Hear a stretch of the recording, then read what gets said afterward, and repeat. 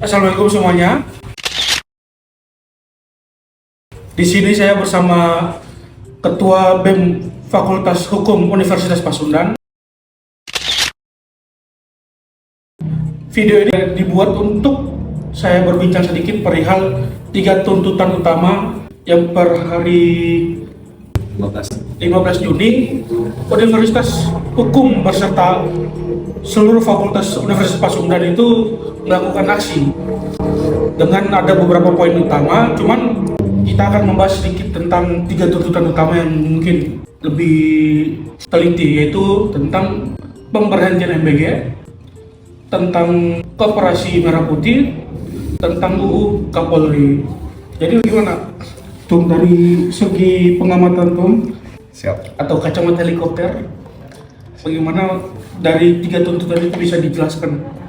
Oke, terima kasih Mas Farhan.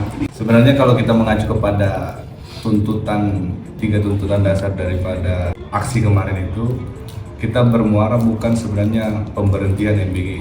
Sebenarnya begini, perasaan daripada masyarakat ini untuk di MBG tersendiri itu ada pertanyaan.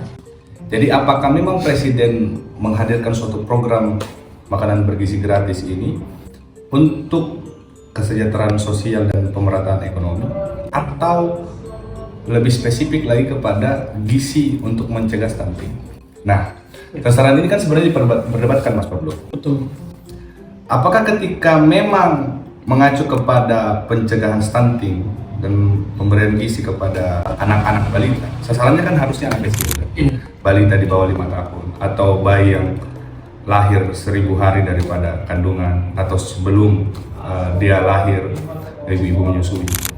Tapi kalau memang fokusnya kepada pemerataan ekonomi, itu harusnya pemerintah membangun MBG ini fokusnya kepada masyarakat kecil. Oke lah, terhayar sekarang petani-petani. Tapi kan kita ketahui bahwa ketika pemerataan ekonomi ini bukan hanya ke kalangan bawah, tapi kalangan menengah dan kalangan atas. Nah, sebenarnya itu menjadi pertanyaan kita sebagai mahasiswa sekarang dan masyarakat ya. Dan tidak bisa dikompar dua-duanya. Nah, mengacu kepada kita sebagai mahasiswa, agent of change gitu kan, social control, yang sekarang bermuara kepada apa yang menjadi suara daripada masyarakat. Suara masyarakat ini kan mengacu kepada kenapa dana pendidikan dipangkas 20%. Nah, kita ketahui dulu, anggaran pendidikan dipangkas, anggaran pendidikan itu ada dikotomi itu. Ada belanja wajib sama non belanja wajib. Nah, belanja wajib ini mengacu kepada apa? Gaji-gaji ASN, apalagi namanya fasilitas-fasilitas dan segala macam. Kalau yang non wajib ini lebih kepada beasiswa, mengacu kepada gaji-gaji guru honorer, P3K. Nah, sekarang ketika ada program makanan bergizi gratis yang dulunya transfer anggaran itu ke daerah dari pusat, itu cukup untuk membiayai guru-guru honorer dan P3K. Tapi karena dipangkas anggarannya, sekarang anggaran daerah itu tidak punya cukup dana untuk menggaji guru-guru honorer dan P3K, sehingga kesejahteraannya dipertanyakan. Terus yang kedua, apakah fokus daripada pemerintah hari ini hanya, kalau kita lihat itu point of view-nya daripada pemerintah, bahwa seorang tidak bisa belajar itu kalau orang kelaparan? Nah, pertanyaan saya, apakah tetap orang bisa belajar tapi atapnya bocor? Karena anggaran non belanja wajib ini kan itu harusnya khususnya untuk renovasi sekolah. Nah, masih banyak begitu daerah 3T begitu ya. Terutama saya itu punya saya punya kampung itu di Bulukumba, itu banyak sekolah-sekolah yang atapnya masih bocor. Maksudnya fasilitas sekolahnya itu masih kurang, masih jauh lah dikatakan lain. Terus yang kedua, KDMP, Koperasi Desa Merah Putih. Ketika kita berbicara bahwa fokusnya adalah ingin membuat perekonomian desa ini meningkat, lalu bagaimana transparansi dan akuntabilitasnya? Kita melihat bahwa kinerjanya ini, apakah masyarakat kecil ini cuma jadi objek pajangan untuk membuat suatu program, atau objek yang menerima sasaran program? Nah, itu yang menjadi pertanyaan. Dan kita mahasiswa cuma membutuhkan klarifikasi daripada pemerintah. Nah sehingga sekarang ini kalau kita mengacu kepada pemerintah sekarang ini memang jalur komunikasinya kepada masyarakat itu agak kurang. Gitu. Kurang. Terus yang ketiga terakhir ya, apa? Undang-undang Polri ya. Undang-undang Polri. Jadi Polri bisa menjabatin 14 instansi sipil sesuai dengan permintaan dari instansi tersebut. Tanpa pensiun dini. Tanpa pensiun dini. Jadi memang ini kan kalau kita mengacu kepada bahasa-bahasa kita sekarang ada Indopolitik ya. Indopolitik ya, jadi bisa-bisa saja sebenarnya gue ini nggak butuh amat Polri, tapi karena memang banyak pejabat-pejabat bintang 1, bintang 2 yang nganggur tidak punya jabatan di Polri, saya bisa alokasi ke instansi tersebut. Nah ini menjadi pertanyaan, apakah dengan kebijakan ini akan memunculkan dui fungsi ABRI? Ya jelas, kan? Istilahnya kan kita ini selalu menjaga supremasi sipil. Apakah pemerintah hari ini dengan mengeluarkan undang-undang Polri yang sekarang itu menjaga supremasi sipil atau tidak? Kita kan sudah melewati fase itu kan, fase 98 Orde Baru kan. Kita tahu jahatnya bahwa ruang-ruang publik, ruang-ruang masyarakat, ruang-ruang bersuara itu ditutup. Nah, kan takutnya ini terjadi lagi. Seperti itu, Mas. Sedikit saya bahas lagi tentang perihal tuntutan pertama mungkin MBG ya. Jadi Tumawar ini mengeluarkan statement yang serupa seperti Wakil Ketua BEM UI kalau nggak salah Fatimah ya. Dia mengatakan bahwasannya pada hari ini Indonesia itu bukan butuh MBG ya, tetapi perbaikan fasilitas sekolah. Karena lagi dan lagi statement dia itu, apakah pada hari ini sekolah-sekolah yang di dalam wilayah 3T ini kan ada yang harus nyebrang dulu, kan ada beberapa wilayah apalagi terutama bagian timur kita ini kan, bahwasannya ada sekolah yang memang harus naik perahu dulu, didayung. Sesampai di sana, Prabowo menyimpulkan bahwasannya harus tersedia makan. Dibantah oleh Fatimah, apakah pada hari ini memang betul harus ada hanya MBG atau perbaikan fasilitas atau bagaimana kita memperbaiki wilayah-wilayah 3T ini hingga terjangkau lebih mudah untuk siswa atau mahasiswa yang bisa datang sekolah dengan selamat. Karena yang dikatakan Fatimah itu betul, bahwasannya yang kita butuhkan per hari ini sebenarnya bukan MBG, tetapi perbaikan fasilitas, perbaikan bagaimana SDM Indonesia ini lebih bagus lagi. Karena kalau kita lihat per hari ini MBG juga sebenarnya dengar-dengar juga untuk siswa secara target pun tidak benar mau kemana. Jadi saya rasa itu statement dari Tumawar yang hampir serupa sama si Fatimah itu ya. Mungkin kita perlu underline bahwa statement saya hari ini tidak juga pro ke pemerintah. Iya. Tapi istilahnya kita sebagai mahasiswa ini selalu mengkritik suatu kebijakan dari pemerintah. Jadi statement saya jelas tidak istilahnya menstop program MBG karena MBG ini adalah suatu mega program daripada seorang presiden. Layaknya seorang, kita ini fakultas hukum atau dari mana, kita menjadi seorang ketua gitu kan, tidak mempunyai program unggulan. Lalu dasar dari mana kita disebut bahwa ketua yang memiliki suatu karya kan? Iya, betul. Nah, Presiden Prabowo Subianto ini sebenarnya memiliki suatu mahakarya yaitu dengan implementasinya adalah MBG. Jadi kita tahu bahwa sekarang itu Pak Prabowo itu mengevaluasi 1.000 sampai 3.000 dapur MBG hari ini, SPBG hari ini. Jadi 1.000 sampai 3.000 dapur ini mengacu kepada potensi keracunan makanan. Fasilitas dari makanan yang disediakan itu tidak bagus begitu kan. Jadi memang tambahan lagi daripada Menteri BKN kemarin itu kena kasus korupsi ya. Iya. Jadi memang kita mahasiswa sekarang kemarin konsolidasi dalam eskalasi aksi kemarin itu, kita itu membahas bahwa bagaimana MBG ini bisa dievaluasi dulu ini. Kan sekarang ada libur 3 bulan kan? Iya. Libur 3 bulan. Libur 3 bulan ini betul-betul kita harus evaluasi mendasar ini MBG serta menguatkan payung hukum karena kita tahu bahwa negara kita ini restat ya. Iya. Kita ini negara hukum. Kita juga belajar hukum. Kitab di MK, mata kuliah MK saya itu diajari suatu kebijakan, suatu putusan dari pemerintah itu adalah sifatnya basic dan drafting. Jadi ketika suatu perpres yang sifatnya basic, istilahnya didasari oleh undang-undang APBN untuk mengalokasikan dana MBG itu 20% dana pendidikan itu 20%. Kita butuh payung hukum yang kuat, yaitu undang-undang BGN kan. Iya. Nah hari ini kan kita harus kawal bagaimana proses BGN. Apakah kita masyarakat dilibatkan? Nah, itu saya tadi dasar apa kita masyarakat ini cuma jadi objek suatu program atau objek penerima program tersebut. Nah, itu yang perlu kita kawal hari ini. Betul kata Fatima bahwa hari ini banyak sekolah-sekolah yang fasilitasnya itu kurang lah. Ya, pembangunan hari ini harusnya fokusnya ke sekolah dulu.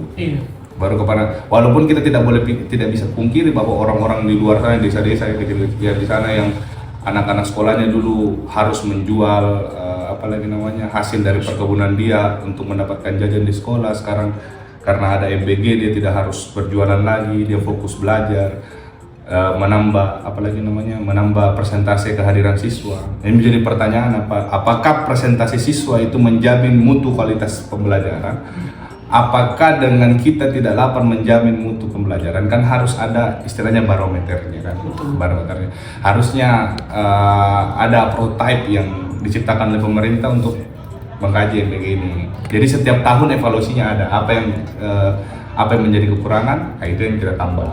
Nah seperti itu sih kita dorongan daripada mahasiswa. Dan kemarin itu memang krisis kita kemarin kan, walaupun kita tidak expert di bidang ekonomi ya kemarin itu kan lemahnya rupiah itu memicu beberapa bahan pokok itu bakalan naik. Nah kita itu fokus juga ke sana, beraliansi dengan BEM yang fokus memang di bidang ekonomi, sehingga sasaran kita ke BI itu kan, kalau kita mengacu kepada Undang-Undang Nomor 23 tahun 1999 kalau nggak salah itu pasal 7, dia mengatakan bahwa Bank Indonesia itu punya suatu kebijakan dan punya suatu kontrol untuk menjaga rupiah ini tetap stabil gitu kan. Nah, kita cuma minta kebijakan daripada BI hari ini bagaimana istilahnya memperkuat rupiah lagi.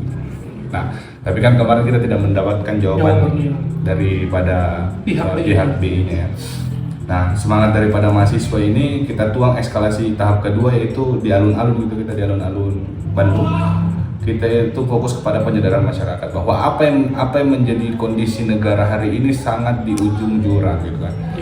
Nah, alhamdulillah itu terjalankan, sehingga tahap terakhir kami di Fakultas Hukum itu membuat suatu acara ya tentang konstitusi, bahwa ruang-ruang mahasiswa itu tidak hanya bergema di jalanan, tapi bisa masuk ke meja persidangan MK, karena kita tahu bahwa Mahkamah Konstitusi adalah guardian of constitution, penjaga guardian. Tapi memang dia cuma penjaga yang sifatnya pasif gitu kan.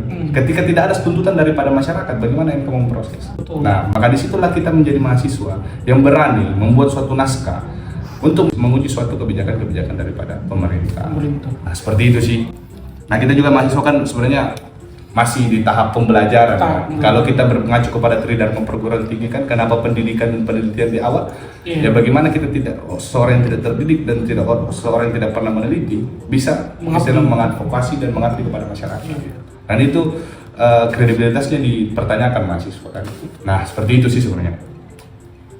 Sebenarnya perihal ekonomi ini kan mungkin pada masa reformasi itu kan, pada masa presiden diduduki oleh presiden ketiga kita yaitu B.J. Habibie, kan hampir serupa nih keadaan ekonomi, bukan hampir serupa lagi, mungkin sudah serupa. Bahwasanya rupiah pada tahun itu juga sudah naik dari berapa puluh ribu gitu sampai ke tahap 17.000. Nah pertanyaannya adalah apakah pemerintah per hari ini mengerti akan keadaan ekonomi per hari ini yang terjadi? Karena menurut saya Prabowo tidak bisa dibandingkan dengan B.J. Habibie secara kemampuan otak. B.J. Habibie paham betul bagaimana ekonomi ini bisa berpengaruh kepada kita per hari ini. Makanya dia naik, dan walaupun cuma 1 tahun, per hari itu Indonesia lolos dari krisis ekonomi. Nah, pertanyaannya kan sedang terjadi lagi nih krisis ekonomi ini. Apakah Prabowo bisa mengakses, yaitu menteri-menterinya melakukan suatu penyelamatan untuk krisis ekonomi per hari terjadi lagi? Kalau kita punya harapan sebagai masyarakat sih, harapan kita itu harusnya Prabowo bisa ya. Tapi mengacu kepada statement kemarin saudara kita ya, saudara perjuangan kita itu Tio ya, mengatakan bahwa apakah pemerintah sekarang mengisi bangku-bangku kekuasaan itu berdasarkan kredibilitas atau memang loyalitas? Nah, itu yang menjadi pertanyaan. Kan sekarang kita lihat kabinet Prabowo Subianto, kabinet Merah Putih ya, kalau nggak salah namanya kabinet Merah Putih ini sekarang fokusnya kan kepada orang-orang loyalis daripada Prabowo yang mengisi Ring satu. ring nolnya ya, sehingga kredibilitas itu kita mempertanyakan. Betul. Tapi kalau mengacu kepada Menteri Papua sekarang itu, saya percaya bahwa hari ini mungkin pemerintah bisa istilahnya lolos dari krismon ini, karena kita juga harus ketahui kondisi Indonesia sekarang ini, bukan di Indonesia, negara-negara sekarang ini kan akibat daripada peperangan yang ada di bagian timur sana itu, Selat Hormuz dan segala macam, memang berdampak kepada negara-negara, bukan cuma negara-negara berkembang, itu negara-negara maju juga kena dampaknya. Tapi memang kan kebijakan pemerintah hari ini yang harus istilahnya pro kepada rakyat. Nah, kita lihatlah Pak Bahlil istilahnya menaikkan non subsidi, apalagi namanya Pertamax kan. Nah, fokusnya kan itu sebenarnya kalangan-kalangan menengah ke atas. Tapi pertanyaannya adalah ketika kita ini kalangan-kalangan kecil yang tidak mampu membeli Pertamax kan, kita kan bertanya, stok-stok Pertalite itu sekarang itu kalau di Bandung ini kita bisa jangkau itu cuma beberapa SPBU yang masih ada, tetap ada Pertalite-nya. Sehingga kita ini kan dipaksa naik kelas. Dipaksa naik kelas karena stok habis, ya cuma ada Pertamax. Ya mau nggak mau kita harus beli Pertamax kan. Betul. Nah, ini yang menjadi pertanyaan, makanya kita mahasiswa ini kan kadang bilang, ngapain sih mahasiswa demo? Kalian ini bela siapa? Apakah kaum kecil atau kaum menengah? Kan sekarang kita fokusnya begini, apakah ketika Pertamax ini dinaikkan, Pertalite sekarang ini terjangkau? Karena sekarang kalangan kecil harus menjangkau Pertamax. Nah, itu yang disuarakan oleh mahasiswa sebenarnya. Ini yang perlu kita garis bawahi, bahwa ketika stok pasokan ini terbatas, ya kan otomatis kita naik. Nah, ketika ini naik, kita tidak mampu membeli, atau mungkin biaya logistik daripada bahan pokok ini ke pasar kemana-mana ini kan tidak bisa menggunakan lagi Pertalite atau solar. Terus kan dia naikkan, sehingga biaya produksi ini naik kan. Nah, biaya produksi naik, bahan pokok juga naik. Nah, itu yang menjadi kekhawatiran kita sebagai mahasiswa. Kan kita selalu punya intuisi bahwa khawatir kan. Nah, kita butuh pemerintah di sini menjelaskan bagaimana keadaan. Karena yang paling expert dalam roda organisasi pemerintahan ini adalah pemerintah sendiri. Kita sebagai mahasiswa cuma pengawas. Ketika suatu kebijakan itu kita rasa bahwa ini tidak pro rakyat, ya kita berhak untuk masyarakat. Nah, seperti itu, Mas. Mungkin udah cukup untuk sesi kali ini. Saya rasa jawabannya sangat memuaskan dari Tung Mamar. Siap, terima kasih. Jadi terima kasih untuk datang kepada podcast hari ini. Siap, pasti Rada. Semoga kedepannya suara kita tersampaikan kepada Bapak Presiden dan dibenahi apa yang per hari ini jadi pembicaraan kita. Maka keluarlah kebijakan-kebijakan per hari ini yang bisa pro kepada masyarakat, terutama masyarakat seperti kita kan, masyarakat tertindas. Ya, betul. Yang secara ekonomi menengah ke bawah, bukan menengah ke atas. Iya, betul. Terima kasih sekali lagi Tung telah hadir di sini. Jadi saya tutupkan dengan satu dua kata, yaitu satu katanya adalah yang selalu dijuang-juangkan oleh anak-anak HMI, yaitu yakinkan dengan iman, usahakan dengan ilmu, sampaikan dengan amal, maka beriman beramal, yakin usaha sampai. Wassalamualaikum warahmatullahi wabarakatuh. Waalaikumsalam warahmatullahi wabarakatuh.